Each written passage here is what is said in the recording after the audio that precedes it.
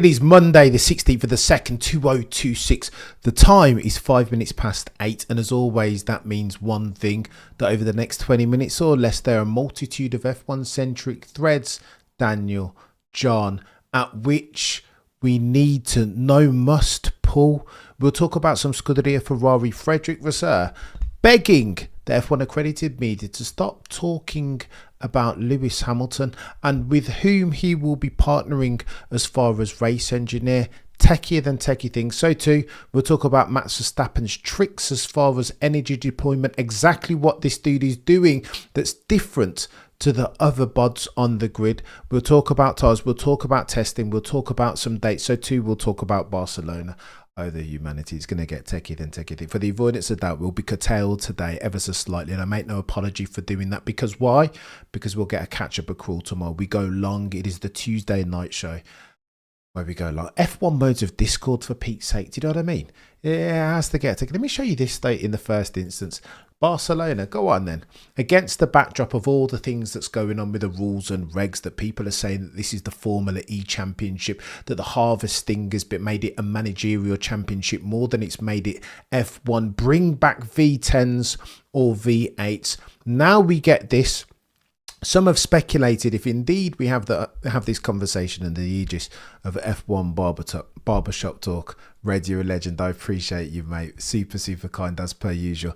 Some have speculated if we can't drive the cars at 10 tenths, then what it's going to look like when we get to, I don't know, a Spa-Francorchamps, Eau Rouge settings. It is going to be an SH1T show is what it will be. Here's why that's important though.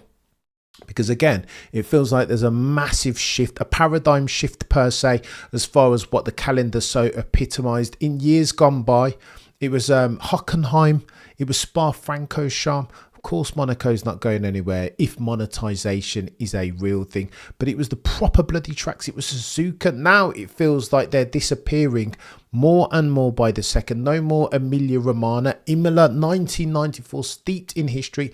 And now we get Barcelona, the track around which they test. So challenging is it? Now they're going to alternate years. What are we doing? Yeah, I understand. I know where the money is in the world. Mention no names, the Middle East. I get it. But how many city tracks can you have, chat? And herein lies the issue. What are we going into, chat? I don't want to be the old man at the bar waving my stick at the moon, talking about how it was back in my... I don't want to do that. I desperately don't. But best efforts, mate. Flipping Nora. When they're taking off all of the decent tracks off the calendar, it's like... I get it as well, that this is growth markets and you need to carry the sport. It's a F1 is a motorsport circus. I get it. You've got to attract, get new attention dollars. I get that that's how this sport works and business works, but bloody Nora, surely, chat, there is a fine line, and I don't think Liberty Media are traversing it really well, potentially because they're looking to sell this thing off. 24.5 billion US dollars was the market capitalization as of last count. And Liberty Media are restructuring in real time, are they not? Lest we forget, Liberty Media bod Greg Maffei once upon a time said, listen, now might not be the time. The only reason why now's not the time is because we will need to restructure, flotsam and jetsam, or jettison off even the likes of Live Nation and Ticketmaster with a view to make a sale more productive, more tax efficient. They've since gone away and done that, haven't they? And that feels like we're heading closer by the second to a Liberty Media sale of F1. Oh, and by the way, here's your picks to click. Later on this week, Wednesday, Thursday and Friday, we're going to get ourselves full days worth of testing, and I'm here for it.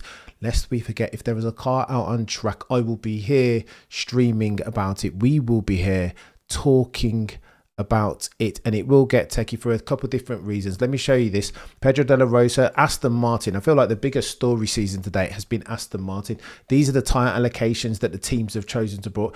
Everyone's diversified, right, as you would do. As an example, McLaren taking 2 sets of C1, C2's 10 sets, C3 8 sets. Same thing with Mercedes, diversified portfolio of tyres, because you want to be able to test on all different compounds, right? Mercedes 4 C1, 2 C2, 18 C3.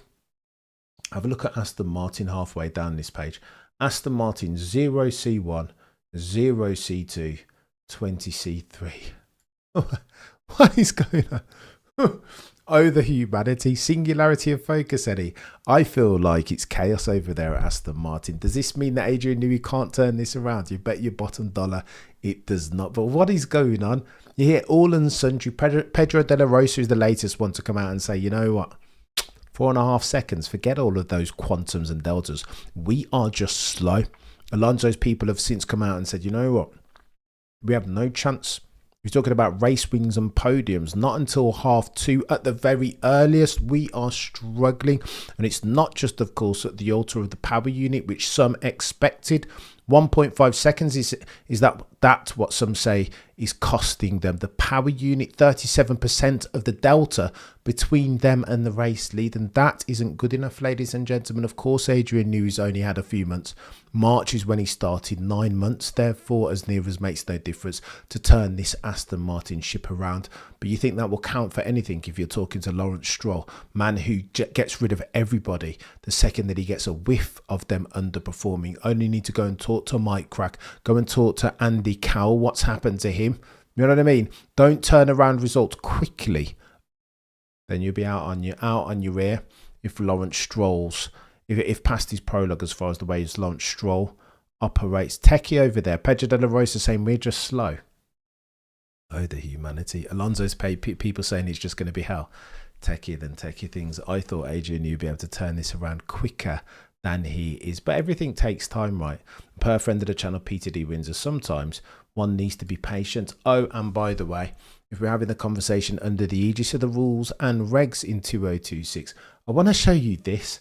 And again, a brilliant article written over there at Autosport. They point out this is what the steering wheel of the McLaren boys and girls are going to look like.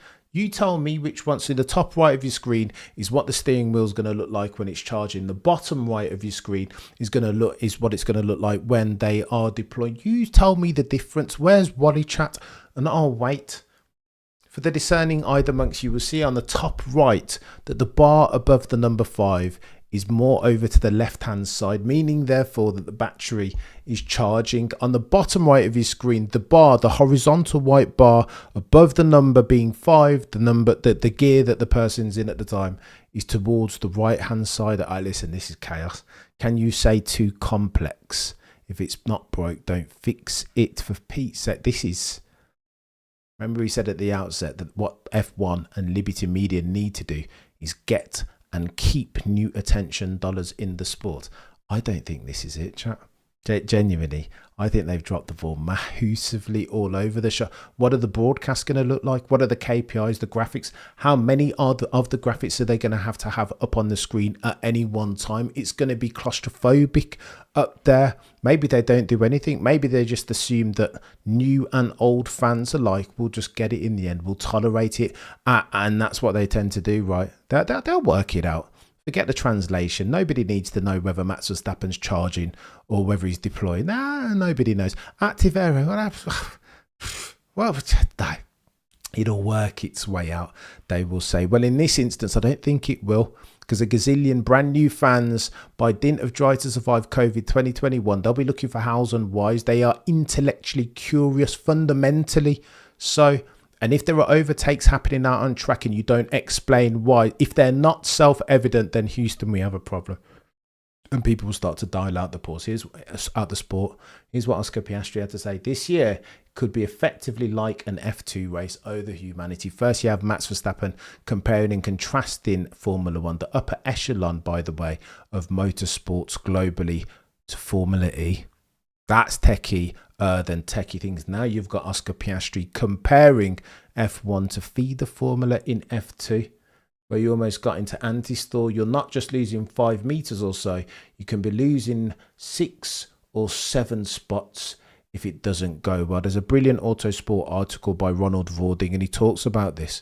He says that if you're talking about charging, there is some serial material consequence to be dealt with, to be had, both upside and downside, from deployment, from managing its efficiency. And if we don't know what's going on, if we can't see a graphic on our screen that shows the extent to which the battery of any one of the 22 drivers on the grid at any given time is being charged or deployed, then Houston, we have ourselves a problem. What happened to MBS's brother in DP? Well, mate, Salvat, we talked about it before. So go on then to that point, mate. There is a gazillion people being implicated in this Epstein case, one of whom is Bin Sulayem, the brother and head of DP World. There are pictures out there. You guys can go and find them, Sulayem. We've talked about it before, but I don't want to labour the point. Let me show you this as well. If we're going to D1, in fact, before I get onto that, let me tell you about Scuderia Ferrari and some Frederick Vasseur. We all know, for context, that Lewis Hamilton has been searching desperately to find his Peter Bono, but over at Scuderia Ferrari, you can't get Bono because there's such a thing as anti-competitive clause. Like you can't just steal. You can't. It's not 2000 again or 1996 with Schumacher and Rory Byrne and Ross Brawn. You can't do that. Just steal people. It's 2026 and there are clauses. You can't just rob and steal and loot your old team. That's not how this works. There is guarding leave. There's competitive clause. There is all of that stuff. Speaks to Lewis Hamilton's circumstance as much as he would like to steal himself some Bono. That. Yeah, no, John, exactly this, mate. Now, as much as Lewis would love to steal himself some Bono, that's not how this thing works again in 2026. Let me tell you what Frederick Vasseur wants us to do. Just stop talking about it.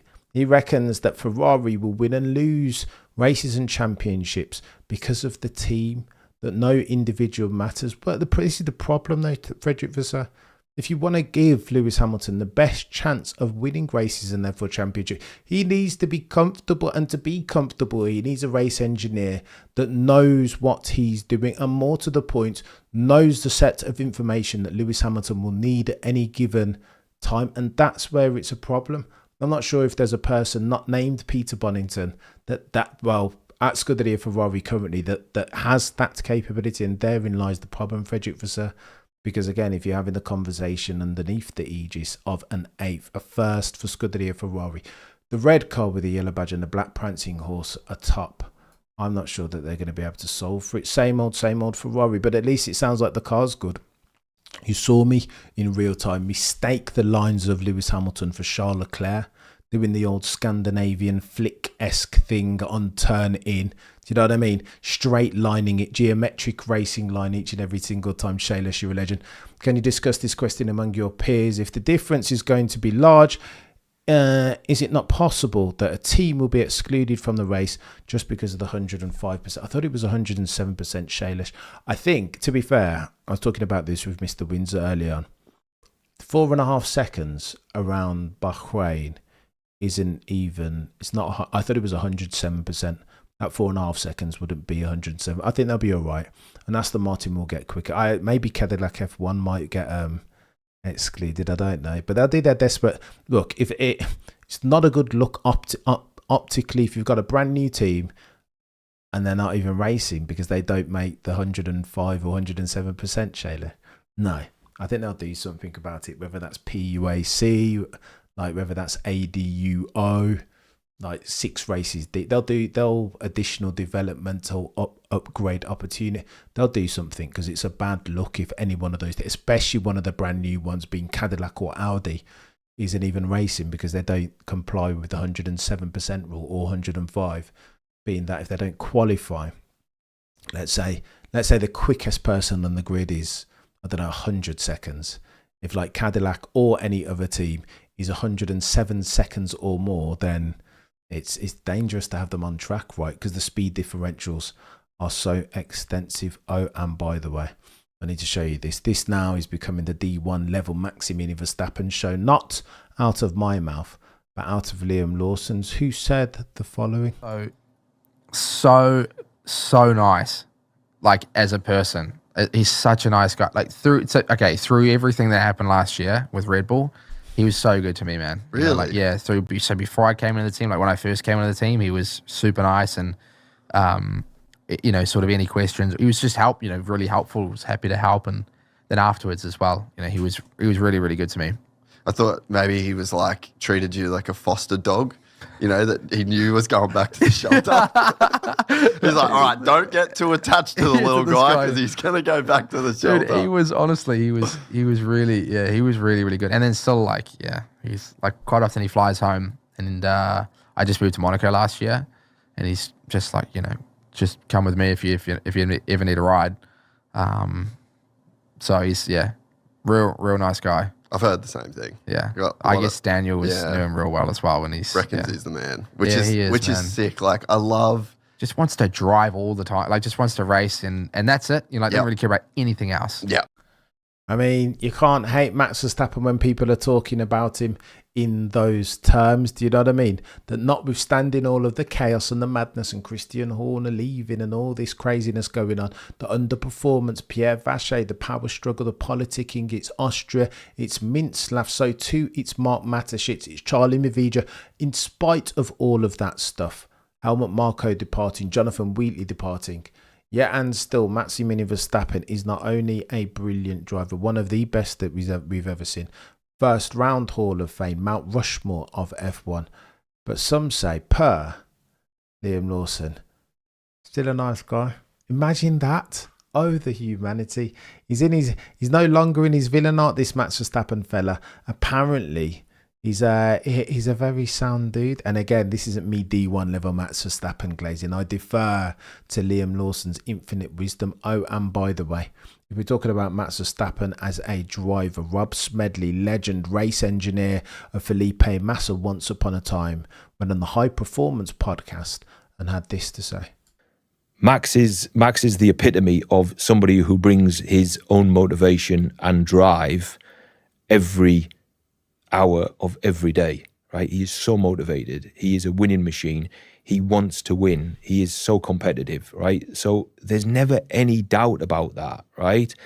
Of course, every driver wants to win, but how much can they bring it of every hour of every day? How much can they be motivated to be the best? Not only to be the best, but to put a big gap between me and the next best, right? Because that's what he wants to do. Somehow he finds that motivation from somewhere. Like the gap to the next best driver on the grid isn't big enough. I need it to be bigger, and I need to outperform myself, and I need to drag the team along.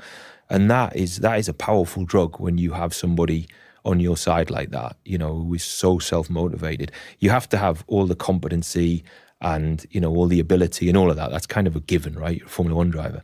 But having that extra edge of, you know, self-belief and being able to motivate yourself and being able to motivate those people around you is you know, that to me is what a complete driver is. Look how he ended 2025. I mean, like just metronomic, winning everything, complete pressure. Yeah. And he shows no signs also of letting up on his desire to be successful, does he? Yeah. That's it, right? He still wants it. Yeah. He still wants it 110%. He wants it more than anyone else. It's clear he wants it more than anybody else. You know, as much as it'll probably pain the other 19 to hear this, that's why he's so successful, because he gets up every morning and he brings it, right? And he is motivated, and you know, you give him, he's the classic driver that you give him an inch and he'll take a lot more from you, right? And what does that do to all his other competitors? That sets them even further back, right? Because he just keeps going and going and going. I'm sure most of them are looking at him thinking, come on, Max, just have a day off, right? Just one day. Please just have a weekend off so like we can all like do this. But he doesn't, because it's not enough to beat people, right?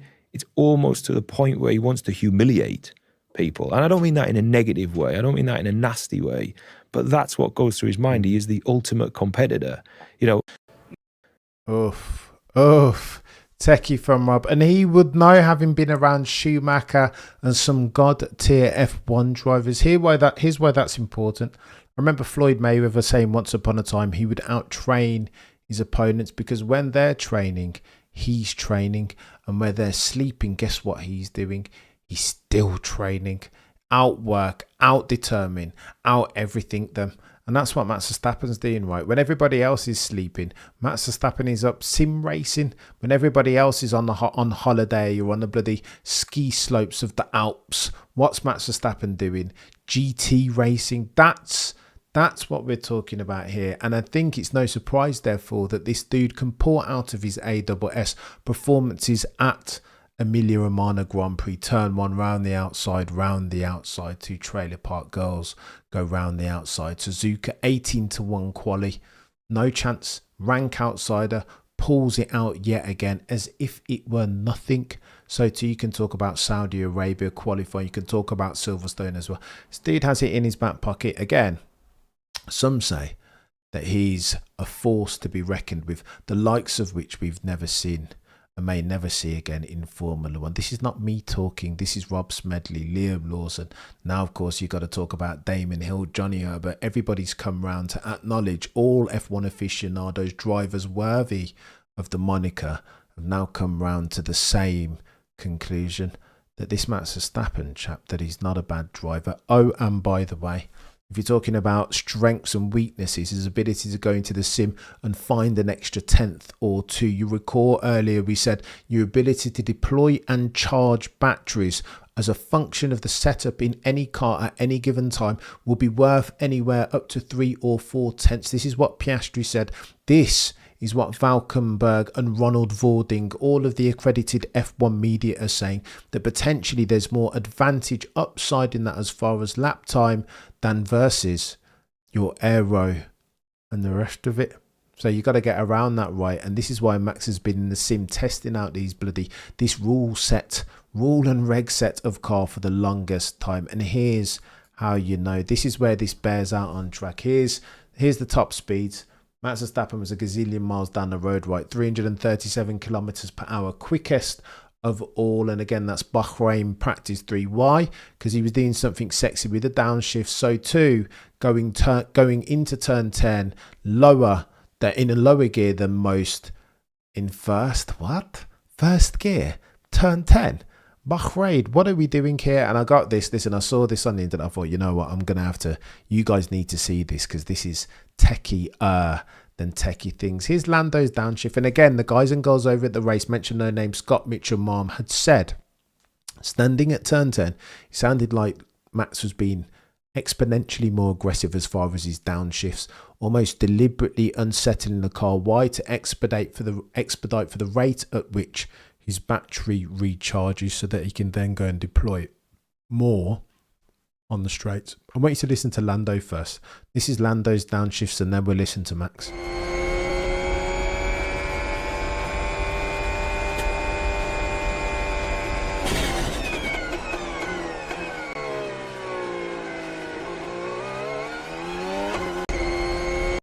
Relatively smooth, eh? Nothing to see, nothing to report on even. Take a listen to Max's. I want you to pay attention to the extent of the aggression and how quickly he's going and where on the track he's downshifting. Lest we forget, Lando Norris front loads all of his downshifts and then smooth on the apex. All the downshifting is done right. You front load all of that stuff so that you can be smooth, because smooth is quick. Here's Max's downshifts, and again, 2026 rule and reg set, remember. Chaos.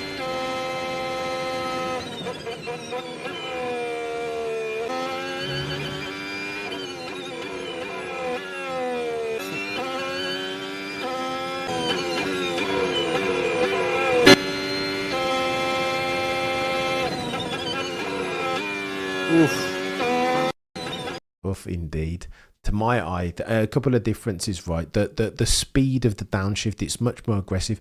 But then per Aston Martin, you would need the gearbox that's sufficiently reliable to tolerate that, the stress that you're putting on the car, the lack of mechanical empathy on show there. And then the second instance, it feels like he's backloading a lot of that with a view to blip the engine and therefore charge the bloody battery, aka MG UK. Interesting there from Max Verstappen. And again, they said that was advantage as at day one of the second test in Bahrain.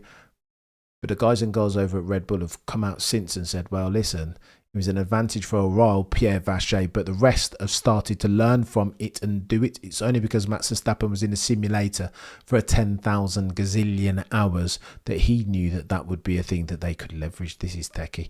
What about this scenario, says Shaylesh, you're a legend. Max wins 2 or 3 in a row. And post-race, he says, I'm winning, yes, but it's not the essence of racing. I'm winning because I'm the best energy manager and not on driving. I feel like Shailesh, she's already said that, mate. And you're too kind as always, Shailesh. And John Cammy, thank you so much, mate. I'm grateful I added an item for the day. If you're a brand new member, get yourself over to Community Tab, and shortly thereafter get yourself in the Discord, within which space we continue the F1 modes of discourse. Shailesh, she's already pretty much said that, hasn't he? That listen, if he has a winning car at Mercedes or Red Bull or wherever, then that's one thing. But he says he wants to enjoy his racing. He doesn't want it to be the managerial championships. He said he may as well go and drive GT3, therefore, or GT cars, because he would enjoy it more. And that, ladies and gentlemen, is a problem, especially when you consider this context as my closing supposition. Listen, if a rising Maximilian Verstappen tide floats all boats, right? You saw what happened when he did the NLS round ahead of a 24 hours worth of Nürburgring or Nordschleife this year. You saw everybody tuning into the stream. And again, look, if all Liberty Media care about is increasing the asset value of F1, then there is a dude currently in F1 that's best positioned to do it. Lewis Hamilton was that once upon a time, the F1 cash cow. But now, if we're being honest and having ourselves a big boy conversation, that person has a different name. He's a Dutchman. He's a 4-time champion, soon to be 5-time champion, some say. That fella has a name. His name is Maximilian Verstappen.